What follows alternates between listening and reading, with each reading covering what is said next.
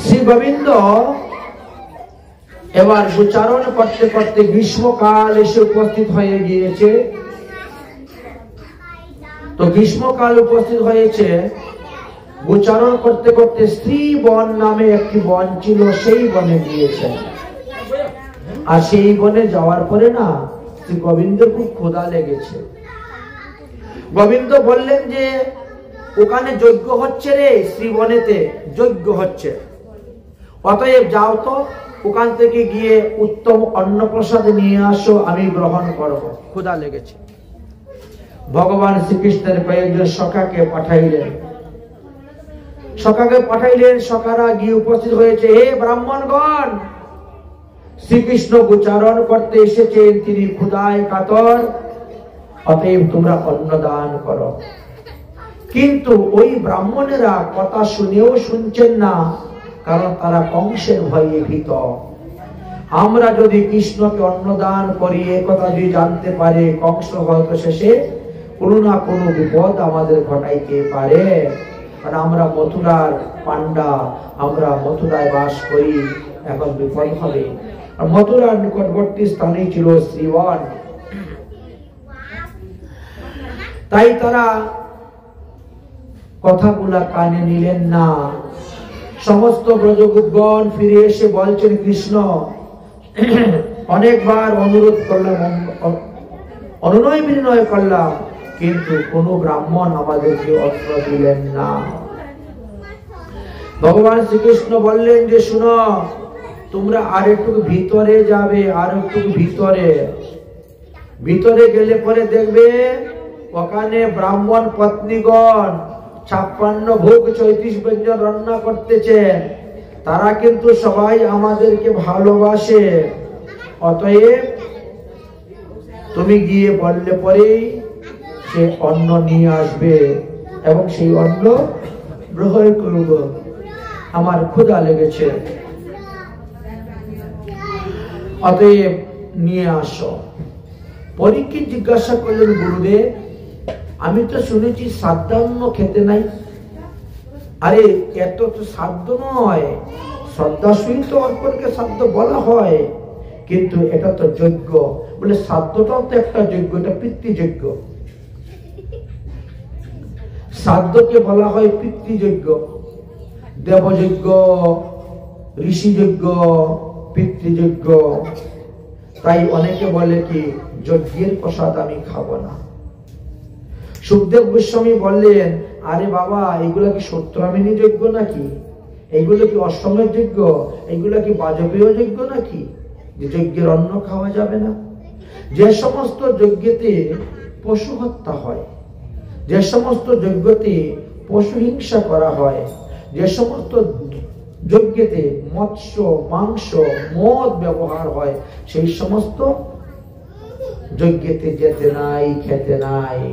এখানে বলছেন দীক্ষায়াং পশু সংহারণম সত্রামিনিশ্চ সত্তমা অন্যশ্চ দীক্ষিতা কিমাম নাম অন্ন অস্নুতম হি দূষতি। যে যজ্ঞে দেবতাদের উদ্দেশ্যে পশু নিবেদন করা হয় সেই রূপ যজ্ঞ এবং সত্রামিনী যজ্ঞ দীক্ষিত যজমানের অন্ন কখনো গ্রহণ করতে নাই, নিষেধ আছে। এইগুলি গ্রহণ করলে পরে পাপ উৎপন্ন হয়, এই জন্যই শাস্ত্রে নিষিদ্ধ আছে। কিন্তু ওখানে যে যজ্ঞ হয়েছিল এই যজ্ঞ এইরকম কোন যজ্ঞ নয়, যার কারণে ভগবান নিজেই পাঠিয়েছেন, যাও তোমরা আমার জন্য অন্ন নিয়ে আসো। যজ্ঞ পত্নীগণ যখন এই কথা শুনতে পেলেন তখন তারা আসলেন, এসে উপস্থিত হয়েছেন অসন্ন তালে অন্ন নিয়ে। গোবিন্দ তাদের হাতের অন্ন গ্রহণ যেখানে করেছিলেন সেই স্থানের নাম হলো ভাতরুল, সেই গ্রামের নাম ভাতরুল। বৃন্দাবনে যাওয়ার পরে যদি কেউ পাগলা বাবার মন্দিরে যান তো বলবেন পাগলা বাবার মন্দির থেকে ভাতরুল হলো মাত্র 2 কিলোমিটার, যে স্থানে ভগবান অন্ন গ্রহণ করেছিলেন। আর ওখান থেকে আর 1 কিলোমিটার দূরে গেলে পরে আপনি অক্কুর ঘাট পাবেন, অক্কুর যেখানে ভগবানকে দর্শন পেয়েছিলেন, সেই অক্কুর ঘাট যমুনার জলে। যাই হোক, এবার ভগবান সেখানে অন্ন গ্রহণ করলেন, আর অন্ন গ্রহণ করার পরে বললেন, যজ্ঞ পত্নীগণ তোমরা গৃহে ফিরে যাও। তারা বললেন, আমরা গৃহে ফিরে যাব না, আমরা গেলে পরে আমাদের স্বামী আর আমাদেরকে গ্রহণ করবে না, কারণ যজ্ঞের পুণ্যাহুতি দেওয়ার জন্য তারা বারবার আমাদেরকে নিষেধ করতেছে, তোমরা যেও না, যেও না, যেও না। আর তারপরেও কিন্তু আমরা তাদের বাক্য অমান্য করে এসেছি, তো এখন হয়তো গেলে পরে গিয়ে তারা আর আমাদেরকে গ্রহণ করবে না।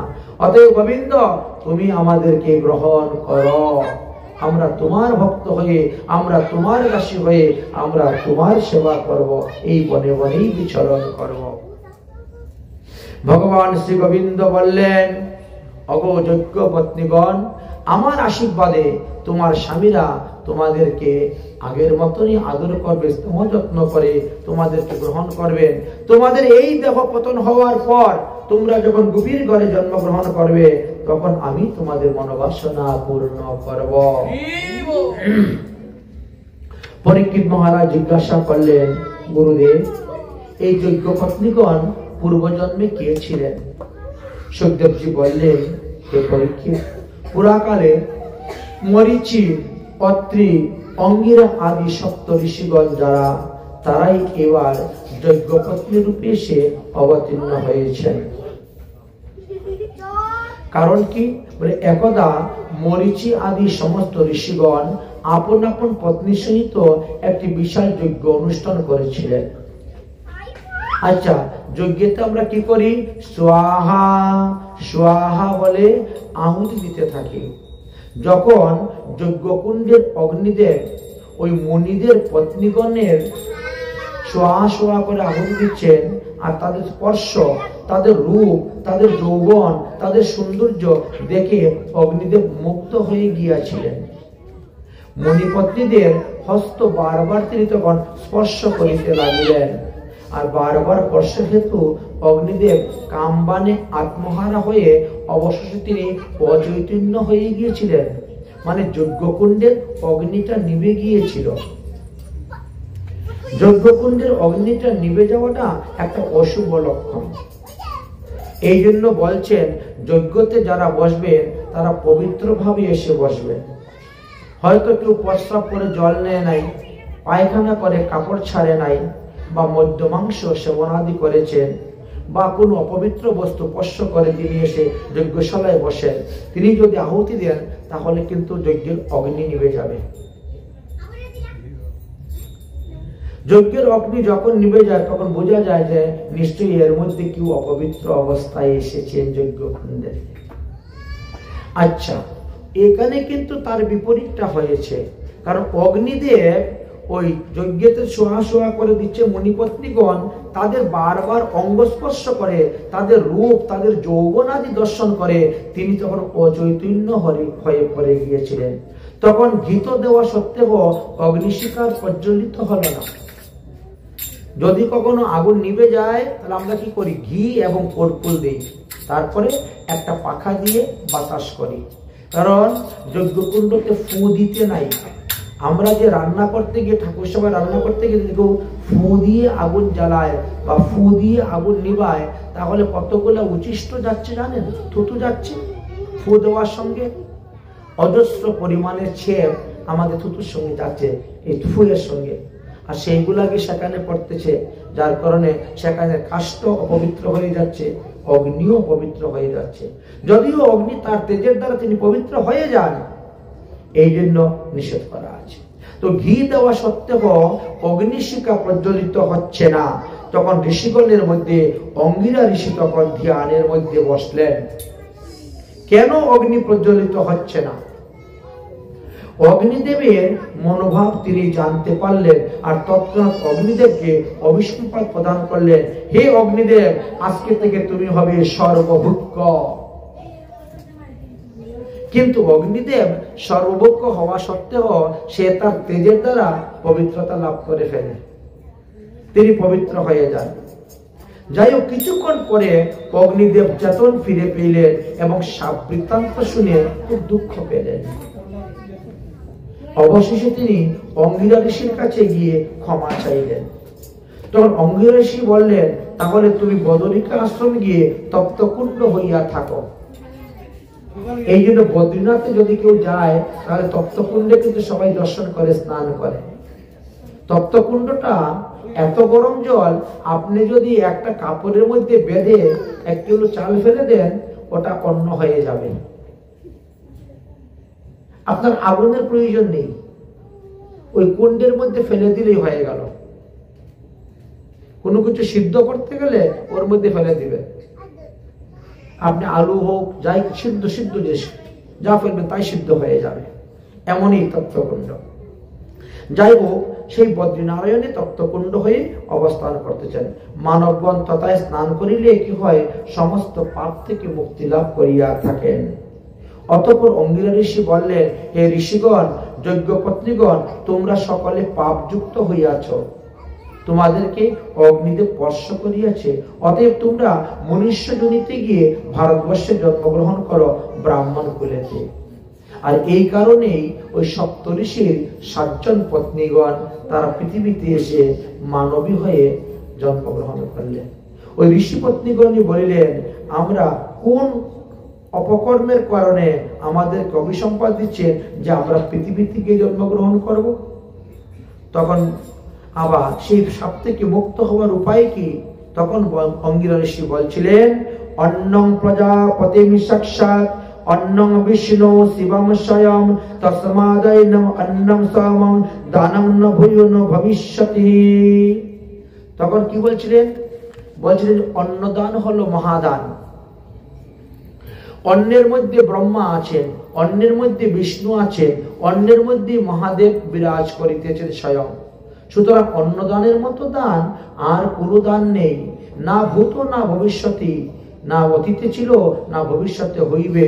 অতএব তোমরা অন্নদান করলেই পাপ মুক্ত হইবে। দানেন নশ্যতি পাপম তস্মাম দানম দদাস্যহ। এই অন্নদানের দ্বারা কি হয়, যে ব্যক্তি অন্নদান করে তার দেহের সমস্ত পাপ নষ্ট হয়। যারা গ্রহণ করবেন তারা পাপভাগী হয়ে গেলেন। এই জন্যই আমাদেরকে দেখতে হয় কে অন্ন রান্না করেছে। অন্নতে দোষ বেশি, শাকসবজিতে ততটা দোষ নয়, বা লুচি পুরি সুজি এগুলা ঘৃতপক্ষ দ্রব্য বা তৈলপক্ষ দ্রব্যতে ততটা দোষ হয় না, কিন্তু অন্নতে যতটা দোষবহ হয়। তাই যার হাতে রন্ধনের অন্ন খাবেন মনে করলেন তার পাপ গ্রহণ করলেন, যার অন্ন খেলেন তার পাপও গ্রহণ হয়। এই জন্য বলছেন, বিষয়ীর অন্ন খাইলে মলিন হয় মন, আর মলিন মনে না হয় শ্রীকৃষ্ণ ভজন। এই কথা শাস্ত্রে বর্ণন করেছেন। বিষয়ীর অন্ন বেশি দিন খেতে দেয়। একটা সুন্দর দৃষ্টান্ত ছিল, এক সাধু মহাত্মা তীর্থ ভ্রমণ করতে বেরিয়েছেন। বহু তীর্থ ভ্রমণ করেছেন পায়ে হেঁটে। ভ্রমণ করতে করতে করতে করতে এক গোসাই বাড়িতে গিয়ে তিনি উঠেছেন। একদিন এক গোসাই বাড়িতে উঠেছেন। ওঠার পরে ওখানে যদিও গোসাইরা এরা প্রসাদই খায়, এরাও নিরামিষ খায়, প্রসাদ খায়, তথাপিও এই সাধু বাবা বলছেন, আমার একটা নিয়ম আছে যে আমি সপাকি, আমার একটা নিয়ম, আমি সপাকি, আমি নিজের হাতে রান্না করে সেবা গ্রহণ করি। অতএব আপনাদের বাড়ি এসেছি, আপনারা কিছু খারাপ ভাবেন না, আপনাদেরকে আমি কোনো হেয় জ্ঞান দেখছি না বা ঘৃণা চোখে দেখছি না। আপনারা গোস্বামী সন্তান, কিন্তু আমি আমার নিয়মটাকে রক্ষা করতে চাচ্ছি। অতএব আপনারা একটু চাল ডাল আমাকে দিয়ে দেন, আমি রান্না করে সেবা গ্রহণ করব। এখন গোসাই ঠাকুর কি করেছেন? গোসাই কি করেছেন? উনি চাল ডাল দিয়েছেন। ওই ব্যক্তি নিজের হাতে রান্না করেছেন, করে নিজের হাতে ভোগ লাগিয়েছেন এবং স্বয়ং নিজের হাতেই তিনি তুলে প্রসাদ খেয়েছেন। প্রসাদ খাওয়ার পরে একটু ক্লান্ত ভাব আসলো, তিনি বিশ্রাম করলেন। এমনি সন্ধ্যা হয়ে গিয়েছে। সন্ধ্যা হয়ে গেছে, তখন গোসাই বলছেন সন্ধ্যা যখন হয়ে গেছে তাহলে আজকে থেকে যান, কালকে আনালে আপনি যাবেন। থাকবেন? কোথায় থাকবো? কেন, আমাদের তো ঘর আছে। না, আমি আপনাদের ঘরে থাকবো না, আমি নাট মন্দিরে থাকবো। ত্যাগী বাবা তো বিষয়ের সংস্পর্শে যেতে চান না, কারণ গোসাইরা তো গৃহস্থ বৈষ্ণব, আর উনি একটু ত্যাগী বৈষ্ণব, ত্যাগ তিতিকা। বলছেন এখন গরমের দিন আছে তো অসুবিধা নাই, আমি নাট মন্দিরেই শুয়ে যাব। আর গোসাই নাট মন্দিরে ওই পথিক মানে পদব্রজে যিনি ভ্রমণ করতেছেন তিনি নাট মন্দিরে শুয়েছেন। তো গোসাইদের গ্রাম খুব ভালোই গ্রাম, ওখানে কোনো চুরি ডাকাতি হয় না, তো তাই যে ঠাকুর ঘর কেউ তালা মারে না। আমাদের অনেক সময় ঠাকুর ঘর তালা মারা হয়, কিন্তু ওনার এটা খোলাই থাকে। মধ্যরাত্রি কি হয়েছে, ওই সাধু বাবার কি জানি মনে হয়েছে, তিনি ঠাকুর ঘরে ঢুকে পড়েছেন দরজা খুলে। অকাল দর্শন, ঢুকতে নাই। ঠাকুর ঘরে ঢুকে দেখেন গোপালের মাথার মুকুটটা স্বর্ণের, গোপালের বাঁশি স্বর্ণের, রাধা কৃষ্ণের গলায় স্বর্ণের অলংকার আদি সব কিছু ব্যাগের মধ্যে ঢুকিয়ে চুরি করে সোজা হাঁটা। মধ্যরাত্রি চলে গিয়েছে, দরজা আবার বন্ধ ঠাকুরঘর। সকালে ভোর 5টার সময় গৃহস্থ ঘুমের থেকে উঠেছেন, স্নান করবেন, দেখেন যে নাট মন্দিরে সাধু নেই। ভাবলেন যে হয়তো সাধু স্নান টান করতে বা বাহ্যকৃত্য করতে কোথায় গিয়েছে, অথবা তিনি তিনার পরিক্রমায় চলে গিয়েছেন। স্নান করে তিলক করে আহ্নিক করে ঠাকুর ঘরে ঢুকেছেন, দরজা খুলে তখন দেখেন ঠাকুরের গলার অলংকার গুলা নাই, চুরি হয়ে গেছে। অমনি গোসাই চিৎকার করে উঠেছেন, আমার ঠাকুরের অলংকার চুরি হয়ে গেছে। তাহলে যে ব্যক্তি এসেছিল তিনি মনে হয় চোর, সাধুর বেশ ধারণ করে এসেছে। আর আমরা মালা তিলক দেখে, কবির বহির্বাস দেখে তিনাকে সাধু জ্ঞানে এত শ্রদ্ধা, এত সম্মান, এত মর্যাদা করলাম, আর তিনি শেষ পর্যন্ত ঠাকুরের অলংকার চুরি করে নিয়ে চলে গেল। এত নকল সাধু। ধরো, পালিয়ে কোথায় যাবে, কত দূর বয়ে যাবে? ধরো, যেখানে যাও, চতুর্দিকে লোক বেরিয়ে যাও, একেবারে চিরুনি তল্লাশি শুরু করো, এই সাধুকে ধরে আনো। চতুর্দিকে লোক বেরিয়ে গেছে। সাধু মহাত্মা রাত্রে 12টা থেকে হাঁটতে হাঁটতে ভোর 5টা পর্যন্ত হেঁটেছেন। এই 5 ঘন্টায় না হলেও তিনি 25 কিলোমিটার রাস্তা হেঁটে চলে গিয়েছেন। 25 কিলোমিটার রাস্তা হেঁটে চলে যাওয়ার পরে এবার তিনার বাহ্যকৃত্য ধরেছে। সমস্ত কিছু রেখে দিয়ে যখন বাহ্যকৃত্য করলেন, করে নদীতে স্নান করলেন, তখন তিনার মাথার মধ্যে সজ্ঞান আসলো, হায় হায়, আমি এ কি করলাম? আমি ভগবানের অলংকার চুরি করে নিয়ে আসলাম। আমি সারা জীবন ভগবানের সেবা করি, সারা জীবন ভগবানের পূজা করি, সারা জীবন ভগবানের নাম করি, ভগবানকে কোনো কিছু না দিয়ে আমি কখনো গ্রহণ করি না, আর আজকে আমি ভগবানের অলংকার চুরি করে নিয়ে আসলাম। কিন্তু তার কারণটা কি? কেন আমার মনের মধ্যে চুরি করার বাসনা জাগলো, প্রবৃত্তি জাগলো? ওটা ওই গোসাইকে জিজ্ঞেস করতে হবে। এই জন্য তিনি ওখান থেকে উল্টা আবার রওনা হয়েছেন গোসাইয়ের বাড়ি আসার জন্য।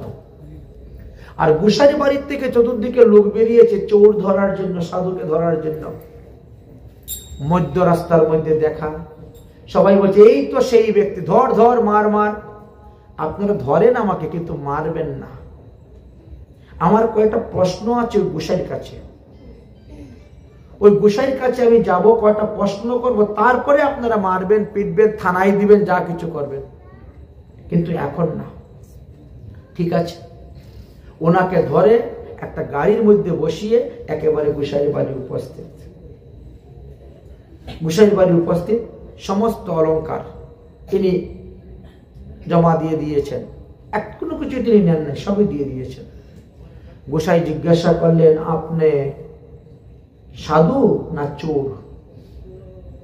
উনি বললেন, আমি সাধু, আমি কোনো চোর নয়। চোর নয়, তাহলে আমাদের ঠাকুরের অলংকার কেন চুরি করে নিলেন? বলে, সেটা তো আমারও প্রশ্ন। সেই প্রশ্ন তো করার জন্য আমি উল্টা ফিরে আসতেছিলাম। আমি তো আমার জীবনে কোনোদিন চুরি করি নাই, কিন্তু কালকে রাত্রে চুরি হইল কেন? আচ্ছা বলেন তো, কালকে যে আমাকে অন্ন খেতে দিয়েছিলেন, এই চালগুলা কোথা থেকে এনেছেন? আমাকে যে অন্ন খেতে দিয়েছেন, সেই চালগুলা কোথা থেকে এনেছেন? গোসাই বললেন, আমি তো এক জায়গায় গিয়েছিলাম একটি শ্রাদ্ধ করতে, আর সেখানে বুজ্জি দান করেছিল, সেই চালটাই আপনাকে দিয়েছিলাম সেবার জন্য। তাহলে চলুন ওদের বাড়িতে, ওদের বাড়িতে চলুন, বিচারটা পরে হবে তো, চলুন ওদের বাড়িতে। এবার ওদের বাড়ি গিয়ে উপস্থিত, জিজ্ঞাসা করলেন, এই গোসাই কি আপনাদের বাড়ি শ্রাদ্ধ করেছিল? বলে, হ্যাঁ আমাদের বাড়ি শ্রাদ্ধ করেছেন তো। বলে, যার শ্রাদ্ধ করা হয়েছে সে কি করত? সে তো চুরি করত।